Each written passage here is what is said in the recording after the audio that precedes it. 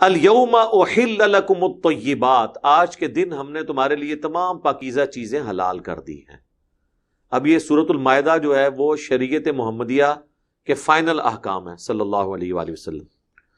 وطعام الذین اوتوا الکتاب حل لکم، اور اہل کتاب کا کھانا بھی تمہارے لیے حلال کر دیا، یعنی اہل کتاب اگر حلال کھانا لے آئیں تو اس چکر میں نہیں پڑنا کہ ان کے برتنوں میں ہے اور یہ ہے وہ حلال ہے، اور اگر جانور بھی لے آئے اور اللہ کے نام پہ انہوں نے ذبح کیا وہ بھی حلال ہے۔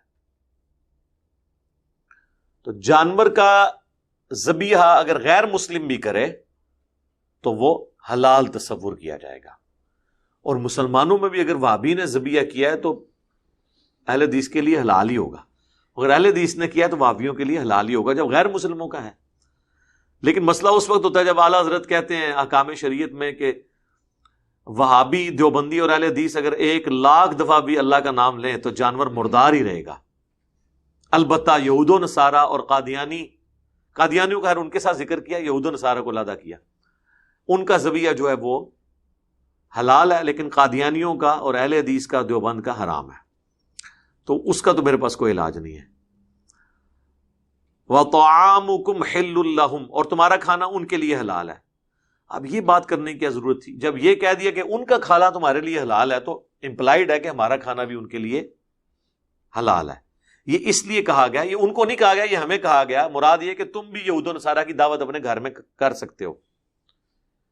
یہ اکثر لوگ عید کے موقع پر نا یورپ میں، امریکہ میں، کینیڈا کے اندر نا کافروں سے نا وہ چھوٹی اور بڑی عید کے اوپر ٹافیاں کھا رہے ہوتے ہیں۔ جب کرسمس آتی ہے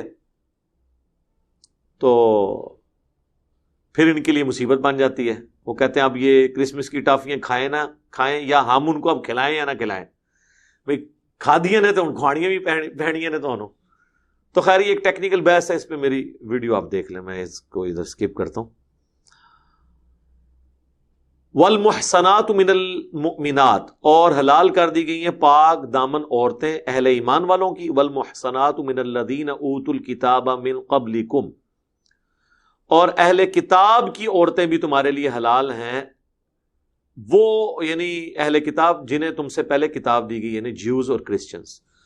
تو یہ وہ آیت ہے جس کے تحت مسلمانوں کا یہ اجماعی عقیدہ ہے کہ یہود و نصارہ اگرچہ مشرک ہیں لیکن چونکہ اہل کتاب ہے اس لیے ان کی عورتوں سے اجازت ہے نکاح کرنے کی۔ تو سنی شیعہ کا تو ویسے ہی نکاح ہو جائے گا اگر یہود و نصارہ کی عورتیں حلال ہیں۔ اس میں صرف ایک تفرد ہے عبداللہ ابن عمر کا، صحیح بخاری میں آتا ہے۔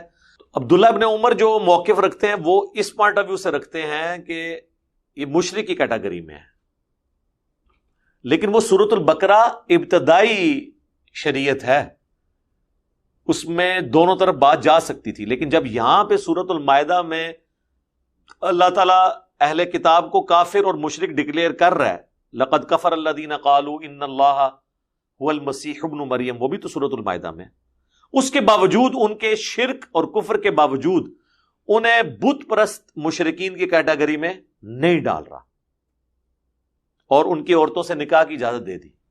تو لہٰذا کلمہ کو کوئی مشرک ہے آپ اسے کافروں کی کیٹیگری میں نہ ڈالیں، ان سے تو پھر بدرجہ اولا ہمیں قربت مل جائے گی۔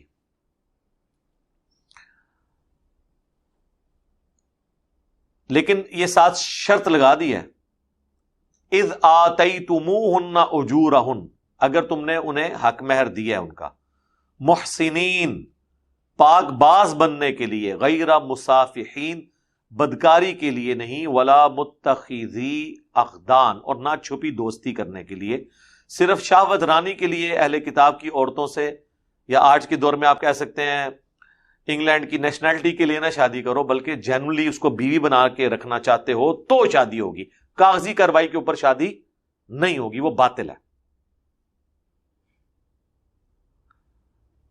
وَمَن يَكْفُرْ بِالْإِيمَانِ، اور جو کوئی کفر کرے ایمان کے ساتھ، فَقَدْ حَبِطَ عَمَلُهُ، تو اس کا عمل ضائع ہو گیا، یعنی ایمان لانے کے باوجود وہ کفر کرتا ہے اس کا عمل ضائع ہو گیا۔ یہ نہ ہو کہ شادی کی ہے جیوز اور کرسچنس کے ساتھ اور اتنا قرب ہو گیا ہے کہ آپ بھی جا کے وہ بت پرستی والے کام شروع کر دیں، اس لیول کو، اس میں اشارہ موجود ہے کہ یہ پریفریبل نہیں ہے کہ آپ اہل کتاب کی عورتوں کے ساتھ نکاح کرو، لیکن اجازت ہے۔ وَهُوَ فِي الْآخِرَةِ مِنَ الْخَاسِرِينَ، اور وہ آخرت میں نقصان اٹھانے والوں میں ہو جائے گا جو ایسا شخص ہوگا۔